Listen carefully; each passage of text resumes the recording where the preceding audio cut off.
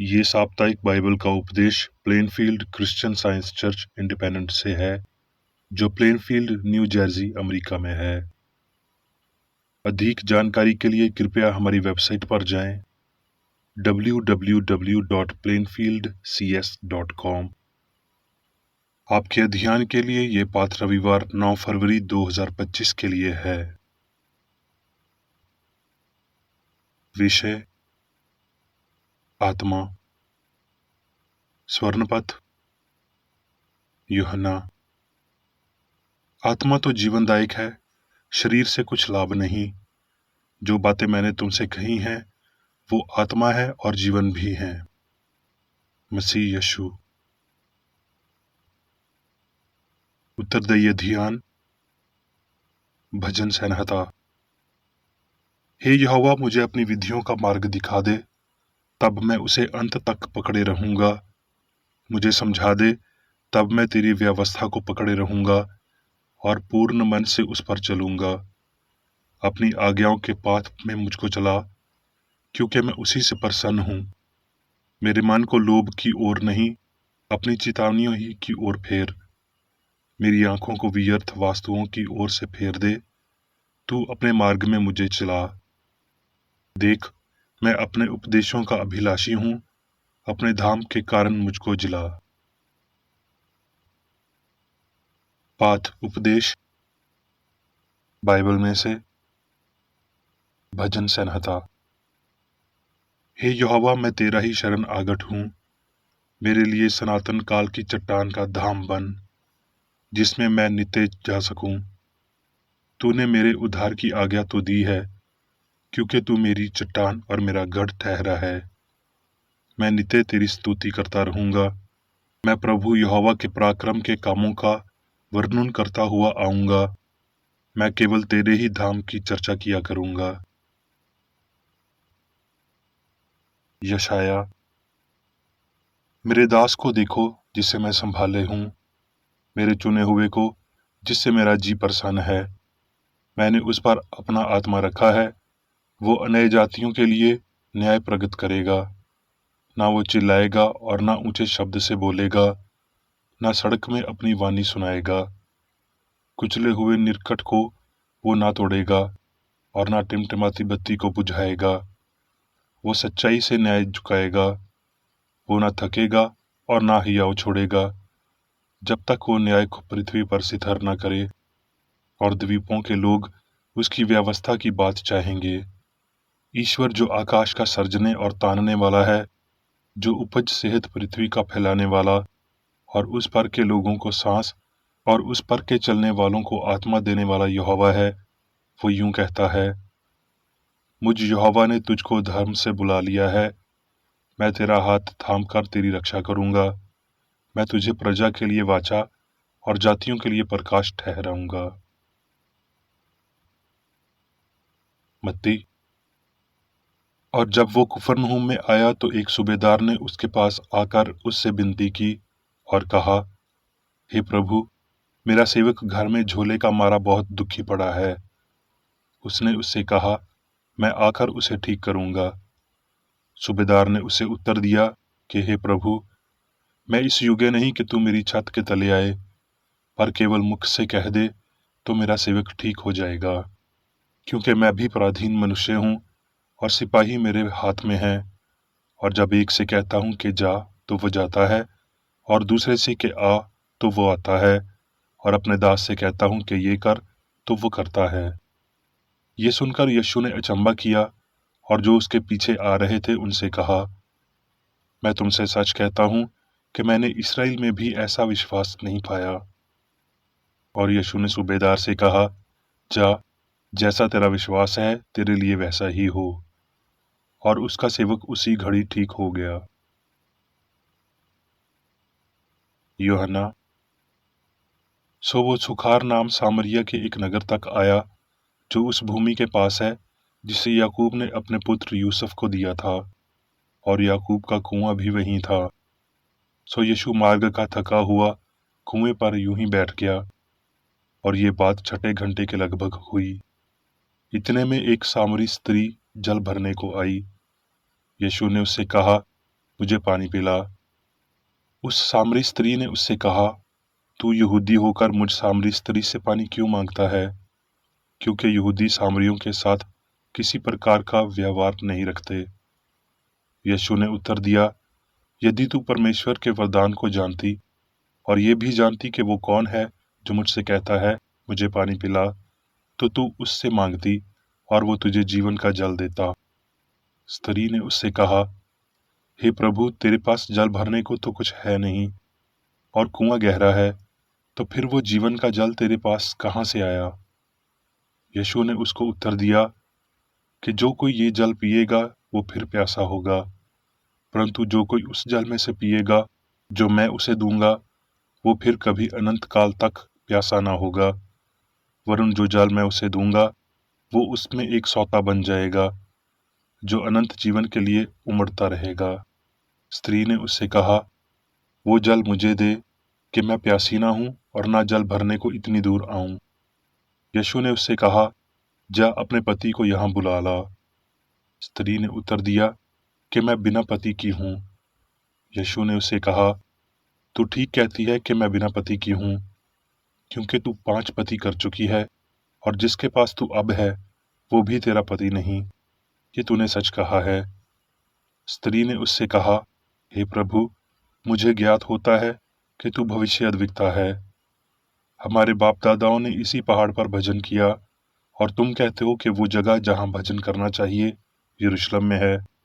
यीशु ने उससे कहा, हे नारी, मेरी बात की प्रतीति कर कि वो समय आता है कि तुम ना तो इस पहाड़ पर पिता का भजन करोगे ना यरूशलेम में, परंतु वो समय आता है, वरुण अब भी है, जिसमें सच्चे भक्त पिता का भजन आत्मा और सच्चाई से करेंगे, क्योंकि पिता अपने लिए ऐसे ही भजन करने वालों को ढूंढता है।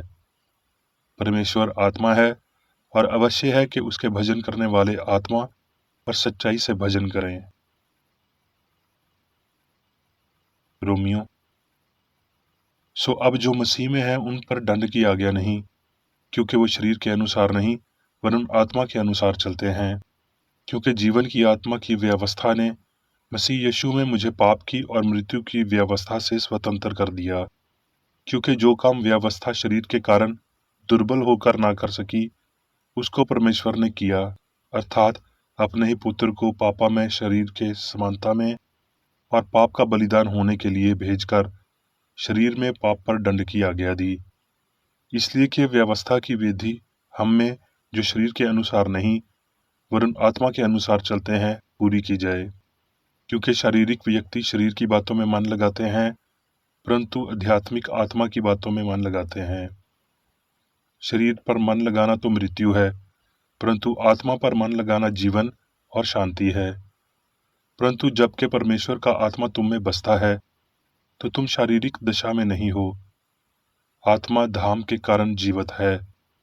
परंतु यदि उसी का आत्मा जिसने यीशु को मरे हुओं में जिलाया तुम में बसा हुआ है, तो जिसने मसीह को मरे हुओं में जिलाया वो तुम्हारी मरणहार देहों को भी अपने आत्मा के द्वारा जो तुम में बसा हुआ है जिलाएगा।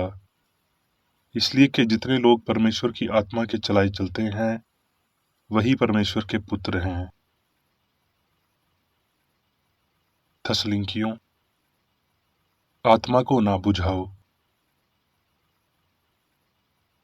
अब मैं मेरी बेकर एडी द्वारा क्रिश्चियन साइंस की किताब विज्ञान और स्वस्थ शास्त्रों की कुंजी के साथ के साहस संबंधी अंश पढ़ूंगा। विज्ञान और स्वस्थ शास्त्रों का अर्थ है कि ईश्वर सब कुछ है। इससे ये पता चलता है कि ईश्वरीय मन और उनके विचारों के अलावा किसी भी चीज में वास्तविकता या अस्तित्व नहीं है। शास्त्र ये भी घोषणा करते हैं कि ईश्वर आत्मा है, इसलिए आत्मा में सब कुछ समान जैसे है और कोई मतभेद नहीं हो सकता। सब कुछ जीवन है और कोई मृत्यु नहीं है। भगवान के ब्रह्मांड में सब कुछ उसे व्यक्त करता है। आत्मा सभी चीजों का जीवन, पदार्थ और निरंतरता है। सवाल, होने का वैज्ञानिक कथन क्या है? उत्तर, सामग्री में कोई जीवन, सत्य, बुद्धिमत्ता नहीं, ना ही पदार्थ है। सब अनंत मन और उसकी अनंत अभिव्यक्तियां हैं, क्योंकि भगवान सभी में है। आत्मा अमर सत्य है, पदार्थ नश्वर त्रुटि है। आत्मा ही वास्तविक और शाश्वत है, पदार्थ असत्य और लौकिक है। आत्मा ईश्वर है और मनुष्य उसकी छवि और समानता है। इसलिए आदमी भौतिक नहीं है, वो आध्यात्मिक है। आत्मा की सर्वोच्चता वो नींव है जिस पर यीशु ने निर्माण किया। उसका उत्कृष्ट सारांश प्रेम के धाम की ओर संकेत करता है। यीशु ने मसीही युग में समस्त मसीही धर्म, धर्मशास्त्र और उपचार के लिए मिसाल कायम की। शुरुआत से लेकर अंत तक पवित्र शास्त्र आत्मा मन की बात की विजय से भरपूर है। मूसा ने मन की शक्ति को उसके द्वारा सिद्ध किया, जिसे पुरुषों ने चमत्कार कहा। यशवा, एलिया और अलीशा ने भी किया। संकेत और चमत्कार के साथ मसीही युग की शुरुआत हुई। यीशु ने शारीरिक शक्ति के साथ साथ आत्मा की असीम क्षमता का प्रदर्शन किया। इस प्रकार मानव भावना को अपने स्वयं के दोषण से भागने में मदद करने और दिव्य विज्ञान में सुरक्षा की तलाश करने के लिए कारण सही ढंग से निर्देशित शारीरिक समझ की त्रुटियों को ठीक करने का कार्य करता है। लेकिन पाप, बीमारी और मृत्यु वास्तविक प्रतीत होगी, जैसे सोते हुए सपनों के अनुभव वास्तविक लगते हैं, जब तक कि मनुष्य के शाश्वत सिद्धभाव का विज्ञान की अखंड वास्तविकता के साथ उनके भ्रम को नहीं तोड़ता। महान आध्यात्मिक तथ्य को सामने लाना चाहिए कि मनुष्य पूर्ण है, अमर नहीं। हमें हमेशा अस्तित्व की चेतना को धारण करना चाहिए और जल्द ही या बाद में मसीह और क्रिश्चियन साइंस के माध्यम से पाप और मृत्यु पर नियंत्रण रखना चाहिए। मनुष्य की अमरता के प्रमाण अधिक स्पष्ट हो जाएंगे, क्योंकि भौतिक विश्वास को छोड़ दिया जाता है और होने के अमर तत्वों को स्वीकार किया जाता है। चेतना एक बेहतर शरीर का निर्माण करती है जब सामग्री में विश्वास की जीत होती है। आध्यात्मिक समझ से भौतिक विश्वास को ठीक करें तो आपको नए सिरे से बनाएगी।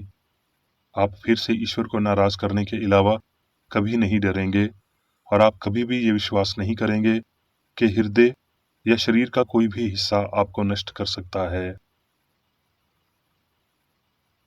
सत्य की मांगें आध्यात्मिक हैं और मन के माध्यम से शरीर तक पहुंचती हैं। मनुष्य की आवश्यकताओं के सर्वोत्तम व्यक्तिकार ने कहा कि अपने प्राण के लिए ये चिंता न करना कि हम क्या खाएंगे और क्या पिएंगे। आध्यात्मिक कार्य एक ऐसा प्रश्न है जिस पर विचार किया जाना है। अन्य सभी से अधिक आध्यात्मिक कारण मानव प्रगति से संबंधित है।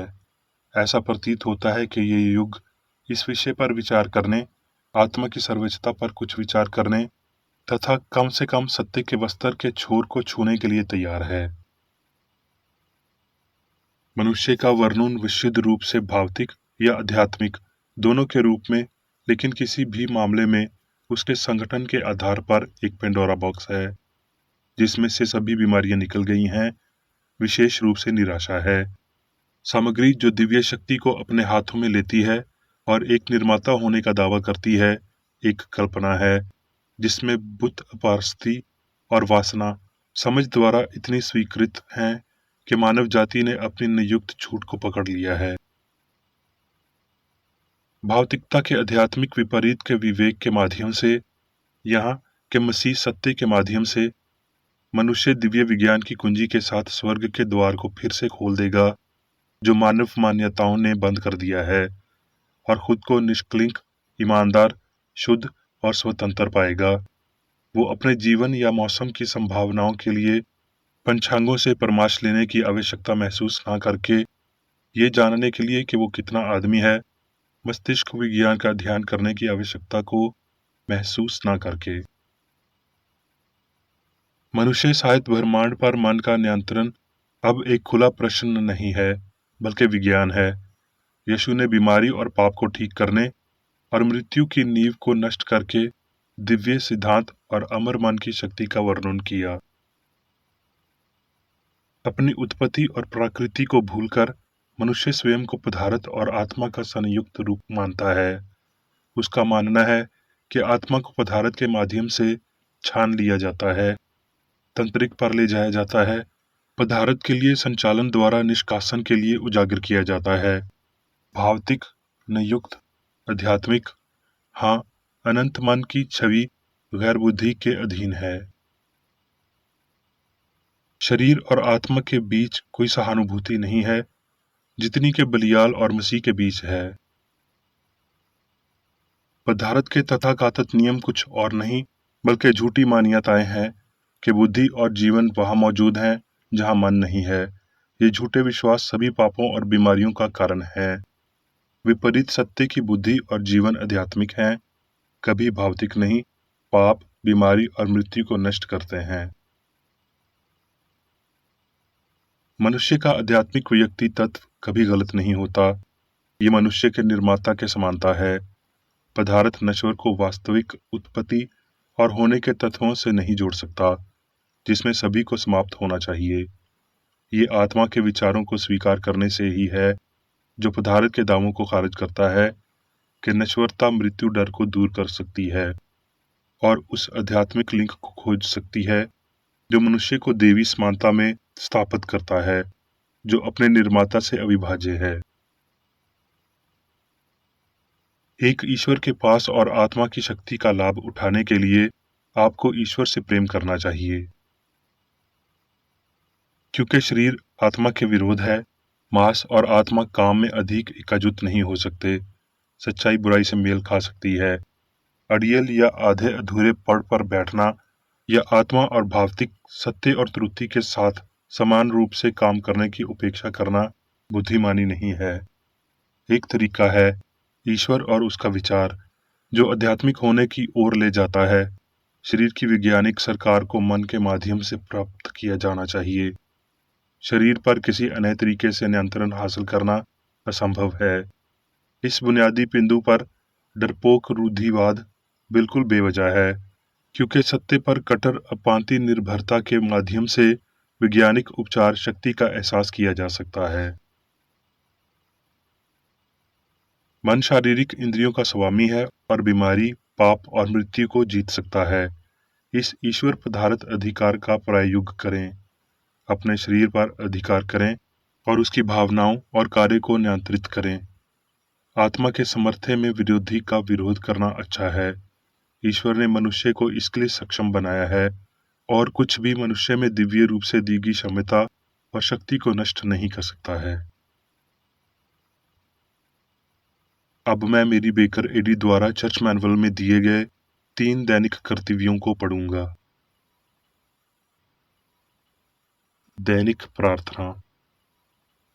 प्रत्येक दिन प्रार्थना करने के लिए इस चर्च के प्रत्येक सदस्य का कर्तव्य होगा, तुम्हारा राज्य आए, ईश्वरी सत्य, जीवन और प्रेम के शासन को मुझ में स्थापित कर और मुझ पर शासन कर, और तेरा वचन सभी मनुष्यों के स्नेह को समृद्ध कर सकता है और उन पर शासन कर। आदेशों और कर्तव्यों के लिए एक नियम। ना तो दुश्मनी और ना व्यक्तिगत लगाव मदर चर्च के सदस्यों के आदेशों और कर्तव्यों पर लागू करना चाहिए। विज्ञान में दिव्य प्रेम ही मनुष्य को नियंत्रित करता है और एक क्रिश्चियन विज्ञानी प्यार की मीठी सुविधाओं को दर्शाता है। प्यार में डांटने पर, सच्चा भाईचारा, परोपकार और क्षमा में। इस चर्च के सदस्यों को प्रतिदिन ध्यान रखना चाहिए और सभी बुराई दूर करने, भविष्यवाणी, न्याय करने, निंदा करने, परामर्श देने, प्रभावित करने या गलत तरीके से प्रभावित होने से बचने के लिए प्रार्थना करनी चाहिए। कर्तव्य के प्रति सतर्कता। इस चर्च के प्रत्येक सदस्य का यह कर्तव्य होगा कि वो प्रतिदिन आक्रामक मानसिक सुझाव से बचाव करे और भूलकर भी ईश्वर, नेता और मानव जाति के प्रति अपने कर्तव्य की उपेक्षा नहीं करनी चाहिए। उनके कामों से उन्हें आंका जाएगा और वो उचित या निंदनीय होगा।